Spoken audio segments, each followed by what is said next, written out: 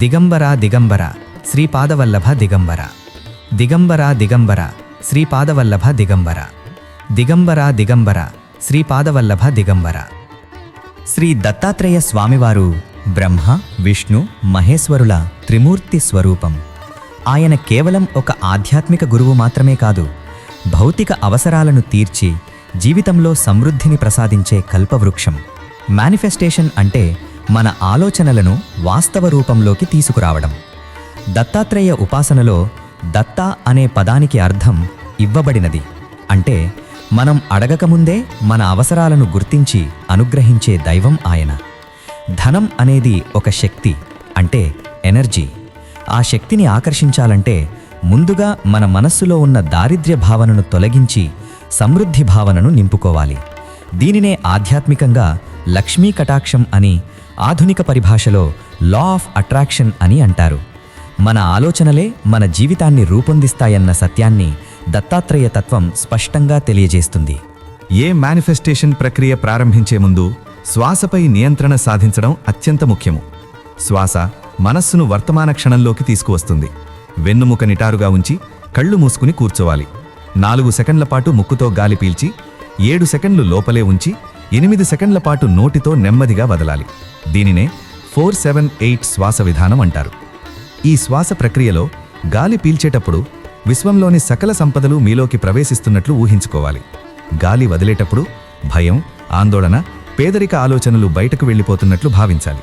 కనీసం 10 నిమిషాలు ఈ సాధన చేయటం వల్ల మనస్సు ఆల్ఫా స్థితిలోకి చేరుతుంది. ఈ స్థితిలో మన సంకల్పం నేరుగా అంతర్లీన మనస్సును ప్రభావితం చేస్తుంది.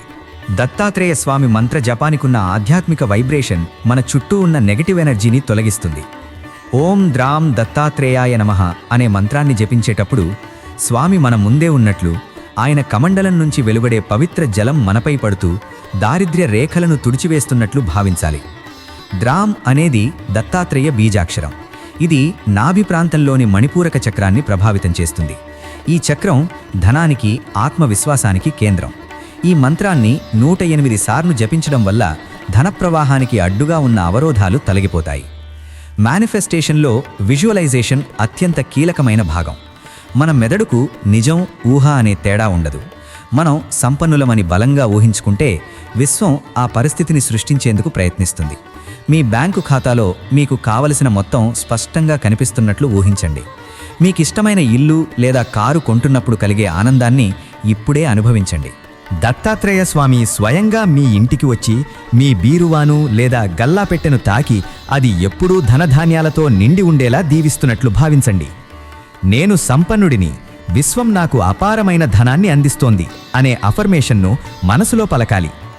డబ్బును ఆకర్షించాలంటే ముందుగా డబ్బు పట్ల గౌరవం ఉండాలి. మీ దగ్గర ప్రస్తుతం ఎంత డబ్బున్నా దానికి కృతజ్ఞత చెప్పాలి.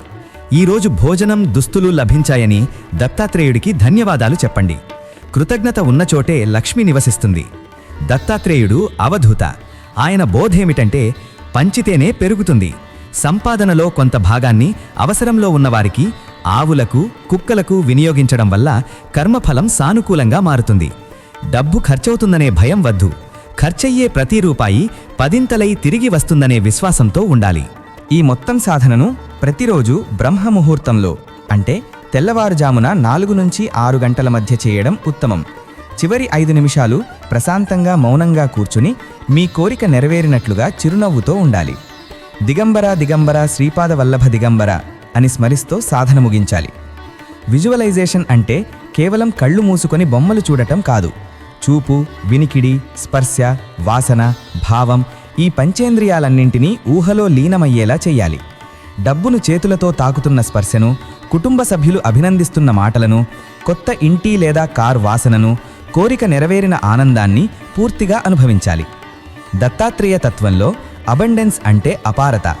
భూమిలా ఓర్పుగా ఉండాలి, సముద్రంలా విశాలంగా ఉండాలి. సంపద అనేది ప్రవాహం. అది మన దగ్గరకు రావాలి, మన ద్వారా మరికొందరికి ఉపయోగపడాలి. అప్పుడు అది ఎప్పటికీ ఆగదు. డబ్బు చెడ్డది లేదా ఎక్కువ డబ్బు ఉంటే ఆధ్యాత్మికత తగ్గిపోతుందనే తప్పుడు నమ్మకాలను తొలగించుకోవాలి. డబ్బు ఒక శక్తి మాత్రమే. మంచి చేతుల్లో ఉంటే అది లోకానికి మేలు చేస్తుంది. అలాగే కోపం, అసూయ వంటి భావాలను విడిచిపెట్టి అందరినీ క్షమించాలి. ఖాళీ మనసులోనే సంపద నిలబడుతుంది. ప్రతిరోజు 45 నిమిషాల సాధనను శ్వాస, మంత్రజపం, విజువలైజేషన్, కృతజ్ఞత, మౌనం అనే 5 భాగాలుగా విభజించి చెయ్యాలి. నిత్య జీవితంలో డబ్బును గౌరవంగా ఉంచుకోవాలి. సానుకూల మాటలే మాట్లాడాలి. వీలైతే ప్రతిరోజు దత్తాత్రేయుడి ముందు నెయ్యి దీపం వెలిగించాలి. దత్తాత్రేయ ఉపాసనలో మేనిఫెస్టేషన్ అనేది స్వార్థం కాదు. స్వామి, నా ద్వారా లోకానికి మేలు జరిగేలా చూడు, దానికి కావలసిన సంపదను నాకు ప్రసాదించు అనే భావంతో చేసిన సాధన విశ్వాన్ని కదిలిస్తుంది. నమ్మకంతో, పట్టుదలతో 21 రోజులు ఈ సాధన చేస్తే ఆలోచనల్లోనూ, ఆర్థిక పరిస్థితిలోనూ స్పష్టమైన మార్పులు కనిపిస్తాయి.